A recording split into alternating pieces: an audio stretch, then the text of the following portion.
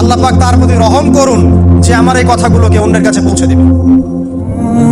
নবীজির ভাষণ। এরপর নবীজি বলছেন, জেনে রাখো নিশ্চয়ই তোমাদের পরস্পরের, মুসলিমদের পরস্পরের সম্পদ, পরস্পরের রক্ত, পরস্পরের এই যে জান মাল ইজ্জত, এগুলো একে অপরের জন্য হারাম। মুসলিমদের পরস্পরের রক্ত, পরস্পরের ইজ্জত সম্মান একে অপরের জন্য হারাম। এর হানি করা একে অপরের জন্য হারাম।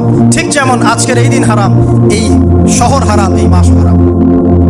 নবী করিম সাল্লাল্লাহু আলাইহি ওয়াসাল্লাম বলছিলেন, জেনে রাখো তিনটা বিষয়ে যেন তোমাদের অন্তর কখনো খেয়ানত না করে।